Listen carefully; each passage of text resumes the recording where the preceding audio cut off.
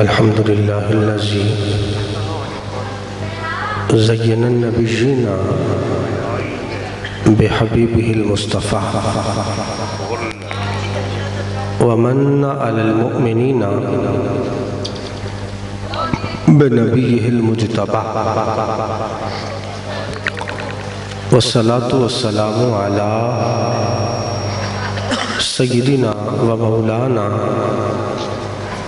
محمد خير الورى وعلى آله وأصحابه المتعددين بالتقوى أما بعد فأعوذ بالله من الشيطان الرجيم بسم الله الرحمن الرحيم إن الله وملائكته يصلون على النبي یا ایھا الذین آمنوا صلوا علیہ وسلموا تسلیما۔ محبت کے ساتھ روشی الصلاۃ والسلام علیک یا سیدی یا رسول اللہ وعلی آلک واصحابک یا سیدی یا حبیب اللہ۔ الصلاۃ والسلام علیک یا سیدی یا رسول اللہ۔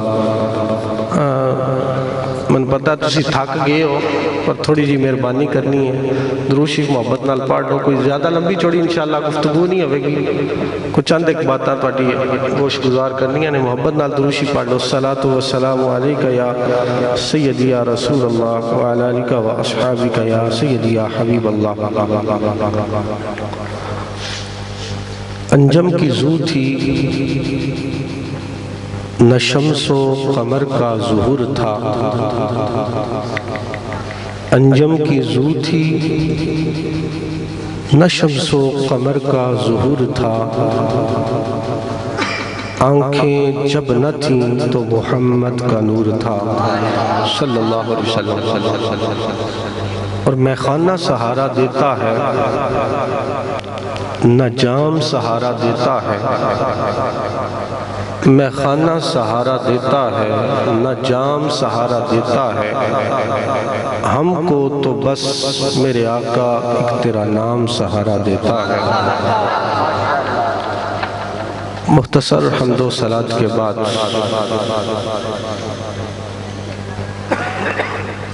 آج کی یہ پروقار میلاد مصطفیٰ صلی اللہ علیہ وسلم کی محفل پاک، جس کا انعقاد چچا جی رحمت علی اور اصغر علی اور اکبر علی، انہوں نے بڑی محبت کے ساتھ اپنے گھر میں اس محفل پاک کو سجایا۔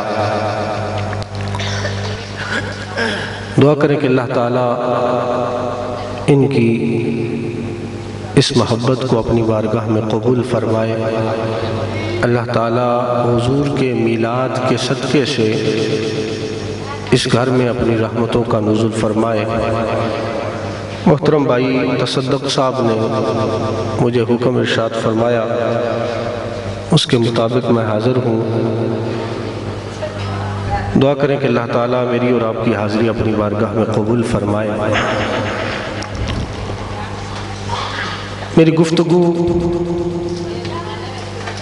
دو چیزوں پر ہوگی، ایک میلاد مصطفیٰ اور دوسرا مقصد میلاد مصطفیٰ صلی اللہ علیہ وسلم۔ اگر یہ مائیں بہنوں تک آواز جا رہی ہے تو یہ بھی اگر میری گفتگو توجہ کے ساتھ سنو گی تو انشاءاللہ ان کے لیے بھی اس گفتگو میں فائدہ ہوگا۔ ہم جو بھی عمل کرتے ہیں وہ اس اطمینان کے ساتھ، اس یقین کے ساتھ کرتے ہیں کہ اگر ہمارا وہ عمل اللہ کی بارگاہ میں قبول ہو گیا تو ہمیں اللہ کی بارگاہ سے ثواب بھی ملے گا اور اس پر اجر بھی ملے گا،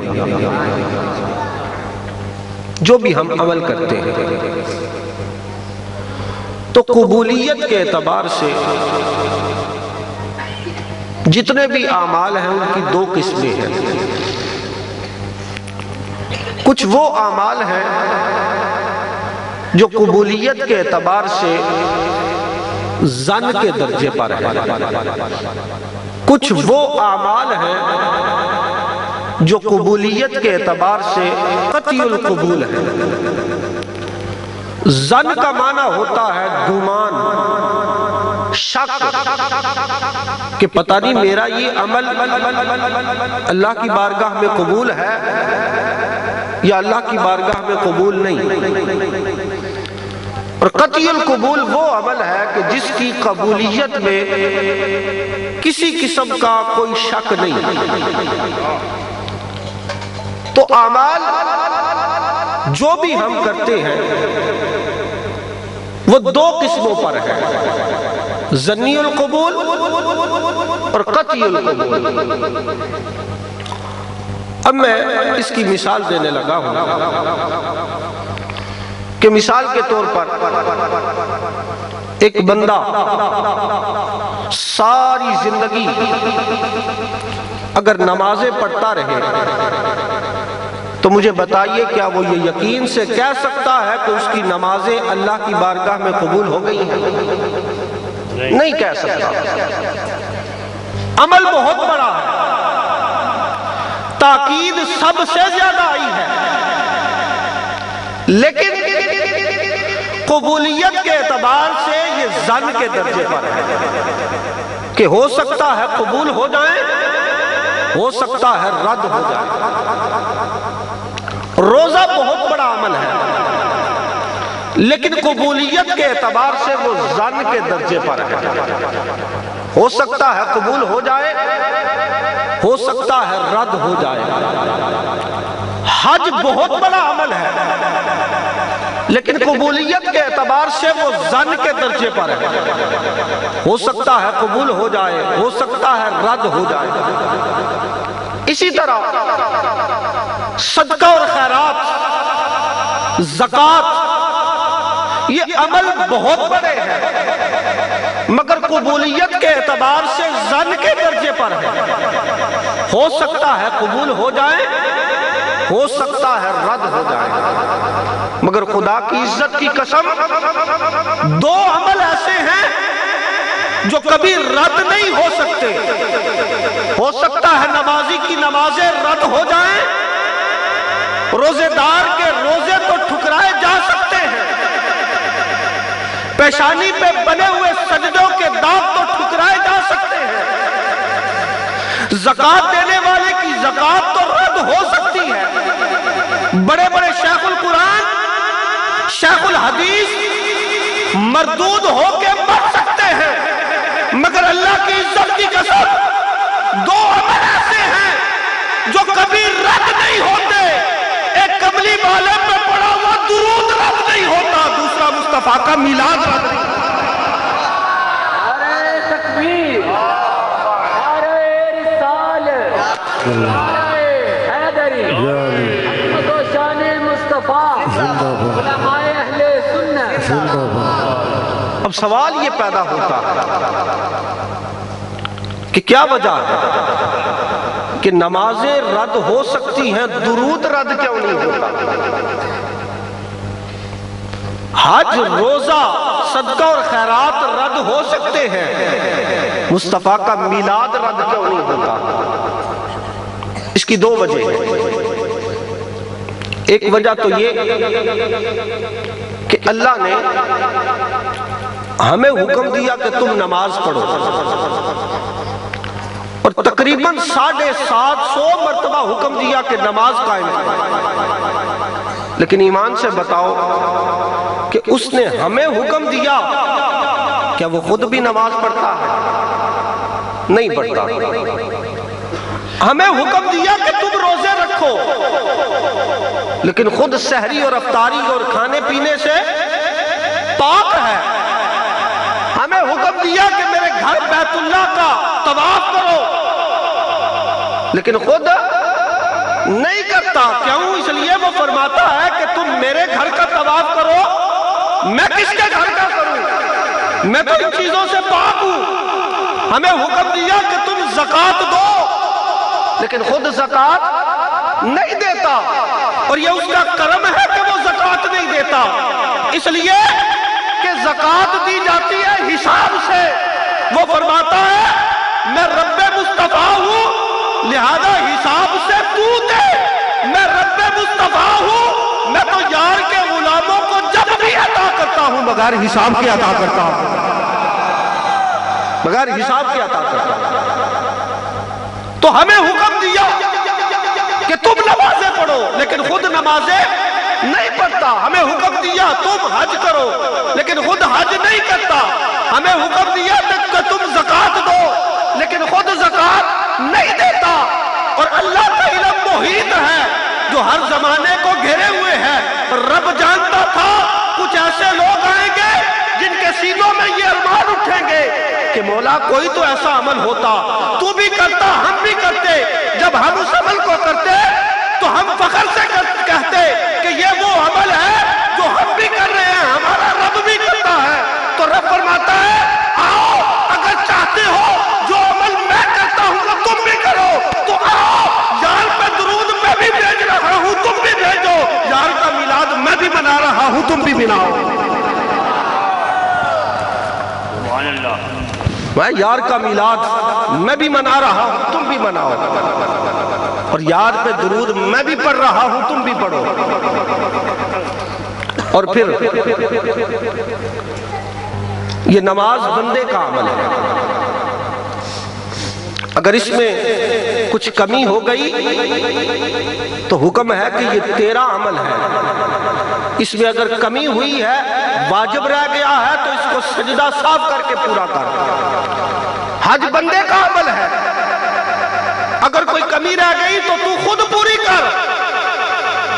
اسی طرح زکوٰۃ بندے کا عمل ہے، اگر کوئی کمی رہ گئی تو حکم ہے خود پوری کر۔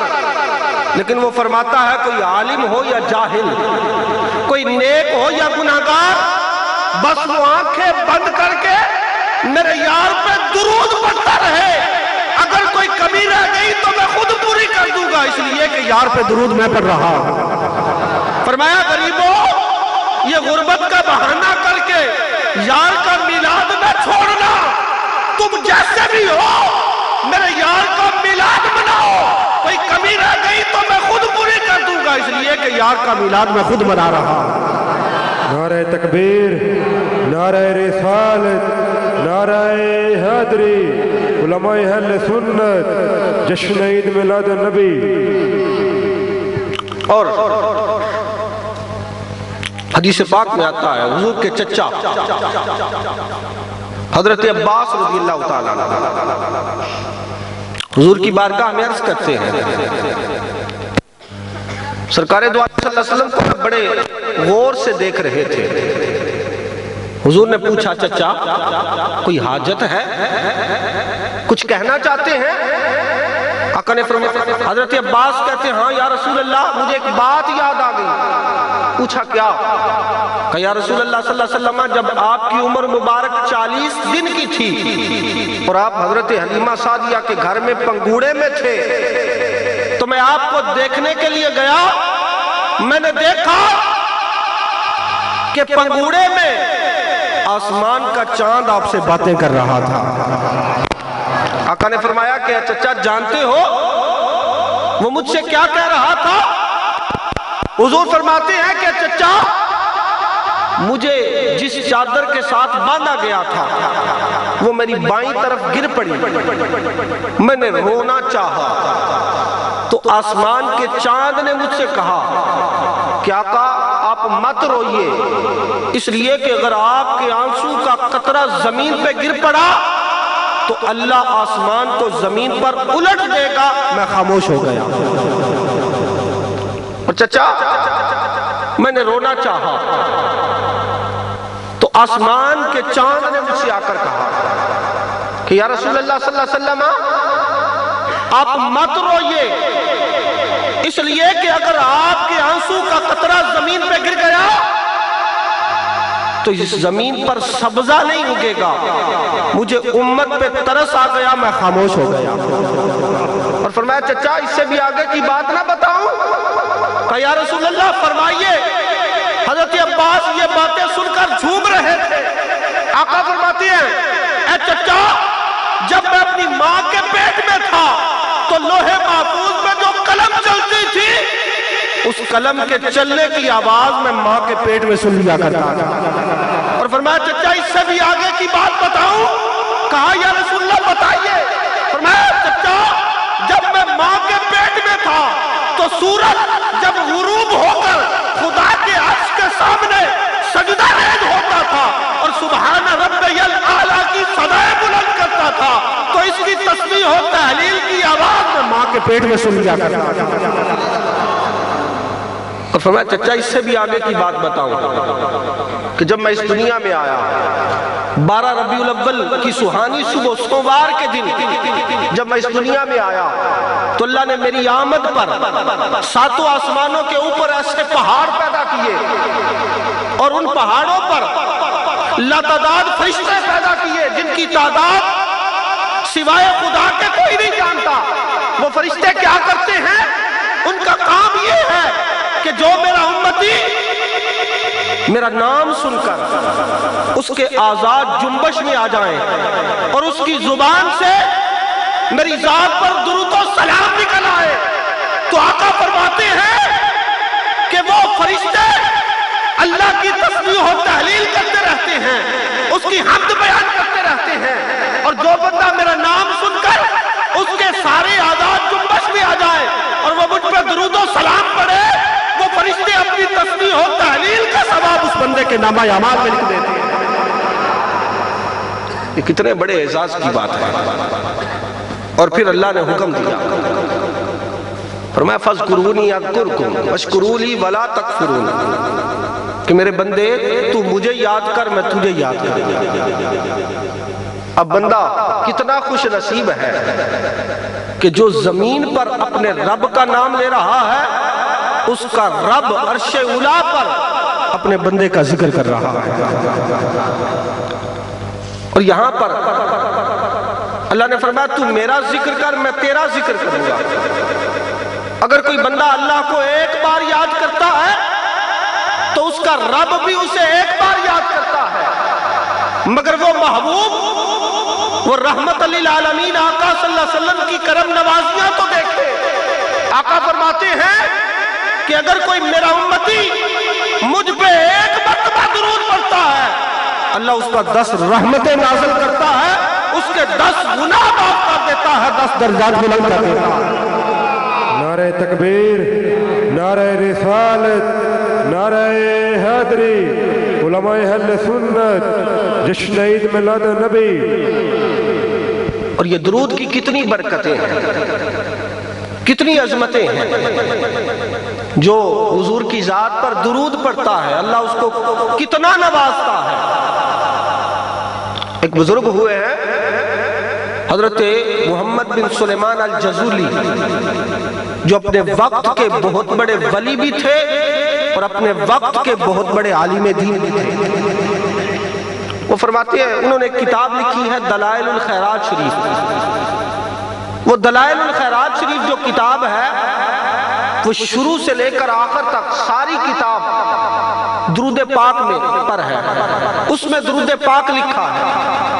اور سلسلہ چشتیہ کے جو لوگ ہیں وہ اس کو جو ہے وہ وظیفے کے طور پر پڑھتے ہیں۔ تو ان سے کسی نے پوچھا کہ حضور یہ تو فرمائیے کہ آپ نے یہ پوری کتاب ہی درود پہ لکھ دی، اس کی کیا وجہ ہے؟ فرمانے لگے کہ اس کا سبب میرا ایک واقعہ بنا۔ پوچھا کیا؟ اب یہ جو میں واقعہ آپ کو سنانے لگا ہوں اس کو آپ نے بھی توجہ سے سننا ہے اور گھر میں جا کر اپنی ماؤں بہنوں بیٹیوں کو بھی سنانا ہے۔ کا ایک واقعہ اس کا سبب بنا۔ پوچھا کیا؟ کہ میں ایک دن سفر پر تھا کہ چلتے چلتے نماز کا وقت ہو گیا اور وضو کے لیے میں پانی تلاش کرنے لگا۔ پانی تلاش کرتے کرتے بڑی دیر کے بعد مجھے کنواں نظر آیا۔ میں جب اس کنویں پہ پہنچا نا تو دیکھا کہ کنویں سے پانی نکالنے کے لیے نہ ڈول تھا نہ رسی تھی۔ میں پریشان ہو گیا کہ نماز کا وقت ہے، میں نے وضو کرنا ہے اور پانی نکالنے کے لیے نہ رسی ہے نہ ڈول ہے۔ فرماتے ہیں میں پریشانی کے عالم میں کھڑا تھا کہ اس کنویں کے بالکل ساتھ کسی غریب کا ایک کچا مکان تھا۔ اس مکان کی چھت پر ایک 4 یا 5 سال کی ایک بچی اس مکان پر کھیل رہی تھی۔ جب اس نے مجھے دیکھا نا تو اس نے مجھے کہا کہ چچا آپ کون ہیں؟ تو میں نے کہا کہ بیٹا انا محمد بن سلیمان الجزولی، میں محمد بن سلیمان الجزولی ہوں۔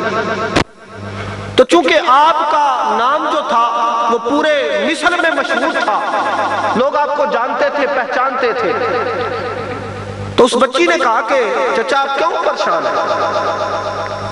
تو کہتے ہیں کہ میں نے کہا بیٹا میں نے وضو کرنا ہے اور وضو کے لیے پانی چاہیے، اور پانی نکالنے کے لیے نہ رسی ہے نہ ڈول ہے۔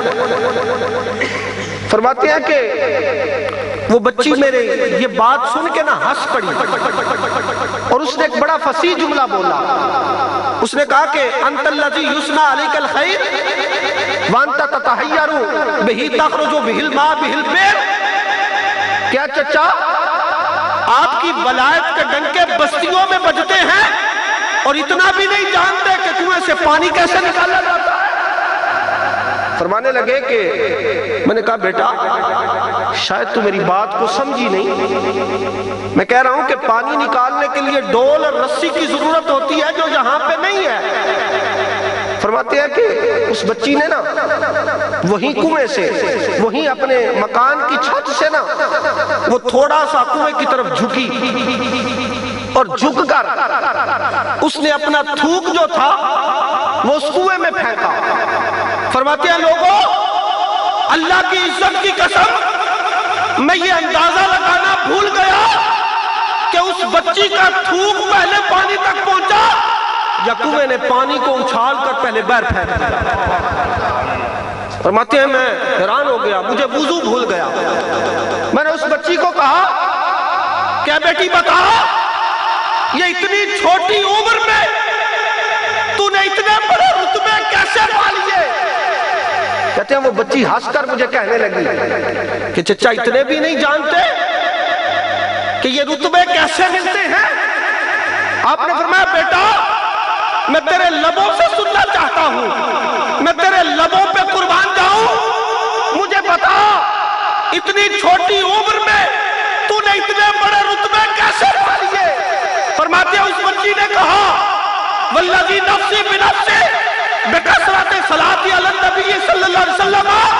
چچا یہ میری چھوٹی عمر نہ دیکھیے، اس چھوٹی عمر میں بھی میں کثرت کے ساتھ اپنے نبی پہ درود و سلام پڑھتی رہتی، میں سہیلیوں میں کھیلتی ہوں تو نبی کریم صلی اللہ علیہ وسلم کی ذات پر درود پڑھتی ہوں، میں سوتی ہوں تو حضور کی ذات پر درود پڑھتی رہتی ہوں، میں کھانا کھاتی ہوں آقا کی ذات پر درود پڑھتی رہتی ہوں، میں تو ہر لمحے محبوب دو عالم صلی اللہ علیہ وسلم کی ذات پر درود و سلام پڑھتی رہتی ہوں، اور جو ہر لمحے اپنے نبی پہ درود پڑھے اللہ اس کو یہ مقام عطا کر دیتا۔ نعرہ تکبیر، نعرہ رسالت، نعرہ حیدری، علماء اہل سنت، جشن عید میلاد النبی۔ اب فرماتے ہیں کہ اس بچی نے مجھے کہا چچا وضو کر لیجیے۔ فرماتے ہیں کہ جب میں وضو کے لیے جھکا نا تو اس بچی نے پھر مجھے مخاطب ہو کر کہا چچا جانتے ہیں کہ جن کی ذات پر درود و سلام پڑھ کے اتنے بڑے رتبے ملتے ہیں وہ کون ہیں؟ کہتے ہیں میں نے کہا بیٹی جانتا تو میں ہوں لیکن لگتا ہے تو پہچانتی زیادہ ہے۔ بیٹی میں تیرے لبوں سے سننا چاہتا ہوں، میں تیرے لبوں پہ قربان جاؤں، تو بتا کہ وہ قریب وہ کون ہے کہ جن پہ درود پڑھ کے اتنے بڑے رتبے ملتے ہیں؟ تو اس بچی نے کہا کہ چچا وہ ہیں، اگر وہ کسی جنگل میں چلے جائیں، کسی ویران جگہ پہ چلے جائیں، جنگل میں چلے جائیں، تو جنگل کے درندے جھاڑیوں کو چھوڑ کر ان کے دامن رحمت میں آ جاتے ہیں۔ اب یہ تو تھا واقعہ، اور یہ حضور کا میلاد تھا۔ اب مقصد میلاد کیا ہے؟ تھوڑی سی گفتگو کر کے، چونکہ مجھے تصدق بھائی نے کہا کہ نماز کے حوالے سے بھی تھوڑا سا کرنا ہے، تو میں وہی ایک دو باتیں عرض کر کے اپنی گفتگو ختم کر رہا ہوں کہ وہ بچی جو 5-6 سال کی عمر میں اللہ نے جس کو یہ مقام عطا کیا ہے، یہ تو اس بچی کا عالم ہے۔ اب اندازہ کیجئے اس بچی کی ماں کا عالم کیا ہوگا، اس بچی کے باپ کا عالم کیا ہوگا، کیونکہ اولاد کی تربیت والدین سے ہوتی ہے۔ اگر والدین اللہ اور اس کے رسول صلی اللہ علیہ وسلم کے اطاعت اور فرما برداری میں اپنی زندگی گزارے تو اولادیں بھی حضور کی غلام بنتی ہیں۔ اگر والدین ہی اللہ اور اس کے رسول کے باغی ہوں تو پھر اولاد سے کیا توقع کی جا سکتی ہے کہ وہ نیک ہو جائے۔ ہمیں اس بات پر غور کرنے کی ضرورت ہے کہ میلاد کیا ہے، کہ حضور اس دنیا میں جلوہ گر ہوئے، ہم حضور کے آنے پہ خوشی کرتے ہیں، لیکن مقصد میلاد کیا ہے کہ آقا کی طرف اگر گنبد خضرا کی طرف کان لگا کر سنو نا تو آواز آتی ہے، امتی تیرے لیے خوشی کی بات یہ ہے کہ تجھے میں مل گیا، لیکن میری خوشی یہ ہے کہ جب مؤذن حی علی الصلاۃ حی علی الفلاح کی صدا دے تو تو جیسا بھی کام ہو اس کو چھوڑ کر اللہ کی بارگاہ میں سربہ سجود ہو جا۔ تو اللہ کی بارگاہ میں سربہ سجود ہو جائے گا تو مجھے خوشی ہو جائے گی۔ لیکن ہماری حالت یہ ہے کہ ہمیں دنیا کے دھندے ہی نہیں چھوڑتے۔ جس سے بھی کہو نا کہ بھیا نماز پڑھے، کہتا مولوی صاحب کیسی باتیں کرتے ہیں، نماز کے لیے تو ہمارے پاس وقت ہی نہیں ہے، ٹائم ہی کوئی نہیں ہے، کاروبار کرے یا نماز پڑھے۔ یہ جواب اکثر ہمیں ملتا ہے کہ جب کسی سے کہا جائے نا وہ نماز پڑھے، وہ کہتا ہے میرے پاس تو وقت ہی نہیں ہے، ٹائم ہی نہیں ہے۔ ارے اللہ کی ذات سے پوچھو کہ اس نے ہمیں کس لیے پیدا کیا۔ وہ فرماتا ہے وَمَا خَلَقْتُ الْجِنَّ وَالْإِنسَ إِلَّا لِيَعْبُدُونِ، کہ میں نے جنوں اور انسانوں کو اپنی عبادت کے لیے پیدا کیا، اور رزق کا ذمہ تو اس نے اپنے ذمہ لیا ہے۔ وہ فرماتا ہے وَمَا مِن دَابَّةٍ فِي الْأَرْضِ إِلَّا عَلَى اللَّهِ رِزْقُهَا، کہ کائنات میں کوئی ایسا ہے ہی نہیں کہ جس کو وہ رزق نہ دیتا۔ رزق کا ذمہ تو اس کے ذمہ ہے جو اس نے اپنے ذمہ لیا، ہم اس پر ہاتھ ڈالتے ہیں، لیکن جس لیے اس نے ہمیں پیدا کیا ہمیں اس کی خبر نہیں۔ بڑی عجیب بات ہے۔ وہ فرماتا ہے وَمَا خَلَقْتُ الْجِنَّ وَالْإِنسَ إِلَّا لِيَعْبُدُونِ، میں نے تو تجھے اپنی عبادت کے لیے پیدا کیا، لیکن ہم کہتے ہیں نہیں، ہم تو دنیا کو جمع کرنے کے لیے آئے ہیں، وہ اتنی جمع ہو جائے کہ ہماری نسلیں کھاتی رہیں، وہ ختم نہ ہو۔ آخری بات عرض کر کے اپنی گفتگو کو ختم کر رہا ہوں کہ حضرت با یزید بسطامی رحمت اللہ تعالی علیہ کی بارگاہ میں ایک کفن چور آیا۔ اس نے آ کر کہا کہ حضور میں کفن چور ہوں، ذرا فرمائیے میری توبہ قبول ہو جائے گی؟ آپ نے فرمایا ہاں ابھی بھی تو وقت پہ آ گیا ہے، تیری توبہ قبول ہو جائے گی۔ آپ نے اس کو توبہ کا طریقہ بتایا۔ وہ بندہ گیا، اس نے جا کر توبہ کی، جب واپس پلٹا نا تو حضرت با یزید بسطامی رحمت اللہ تعالی علیہ نے پوچھا کہ بھئی یہ تو بتا تو نے کتنے مسلمانوں کے کفن چرائے؟ اس نے کہا حضور ابھی توبہ کر کے آیا ہوں، جھوٹ نہیں بولوں گا، میں نے 1000 مسلمانوں کے کفن چرائے۔ آپ نے فرمایا اچھا یہ تو بتا کہ تو نے 1000 بندے کا کفن چرایا ہے، ان میں سے کتنے بندے ایسے تھے کہ جن کے چہرے قبر میں قبلے کی طرف تھے؟ اس نے کہا کہ جب بندہ فوت ہوتا ہے ہم اس کو غسل دیتے ہیں، اس کو کفن پہنا کر اس کا چہرہ قبلے کی طرف کرتے ہیں، جب اس کو قبر میں رکھتے ہیں اس کا چہرہ قبلے کی طرف کرتے ہیں۔ کہا کہ بتاؤ انہیں 1000 بندوں میں سے کتنے ایسے تھے کہ جن کے چہرے قبلے کی طرف تھے؟ اس نے کہا حضور ابھی توبہ کر کے آیا ہوں، جھوٹ نہیں بولوں گا، خدا کی عزت کی قسم ان 1000 بندوں میں سے صرف 2 بندے ایسے تھے جن کے چہرے قبلے کی طرف تھے، باقی سب کے چہرے قبلے سے پھیر دیے۔ کیوں؟ اس لیے کہ اللہ نے فرمایا ہوگا فرشتوں جو چہرہ دنیا میں رہ کر قبلے کی طرف نہیں ہوا، آج قبر میں اس کو قبلے کی طرف کیسے رہنے دیا جائے، لہذا اس کو قبلے سے پھیر دو۔ اور بزرگان دین فرماتے ہیں کہ جب کوئی بے نمازی فوت ہو جاتا ہے اور لوگ اس کو غسل دے کر کفن پہنا کر اس کی نماز جنازہ پڑھ رہے ہوتے ہیں تو فرشتے سامنے کھڑے ہو کر ہنس رہے ہوتے ہیں، اور فرشتے کہہ رہے ہوتے ہیں کہ یہ دیکھو جس کو کبھی دنیا میں زندگی میں نماز پڑھنا نصیب نہیں ہوئی آج لوگ اس کی نماز پڑھ رہے ہیں۔ اور جب کوئی عورت ایسی کہ جو بے پردگی کا مظاہرہ کرتی ہے اپنی زندگی میں، جب وہ فوت ہوتی ہے تو فرشتے اس کو دیکھ کر ہنس رہے ہوتے ہیں، جب اس کو کفن پہنایا جا رہا ہوتا ہے کہ دیکھو اس نے کبھی زندگی میں اپنے آپ کو نہیں ڈھانپا تھا، آج لوگ اس کو کفن میں جو ہے وہ ڈھانپ رہے ہیں۔ تو یہ مقصد میلاد ہے۔ حضور کا میلاد کیا ہے کہ ہمیں آقا ملے، اس پر ہمیں خوشی ہے، اور مقصد میلاد کیا ہے کہ آقا کونین صلی اللہ علیہ وسلم جو لے کر آئے ہم اس پر عمل کریں۔ جب یہ دونوں چیزیں ہو جائیں گی تو انشاءاللہ دنیا میں بھی بہتری ہوگی اور آخرت میں بھی اور قبر میں بھی بہتری ہوگی۔ اللہ تعالی عمل کی توفیق عطا فرمائے۔ وما توفیق اللہ۔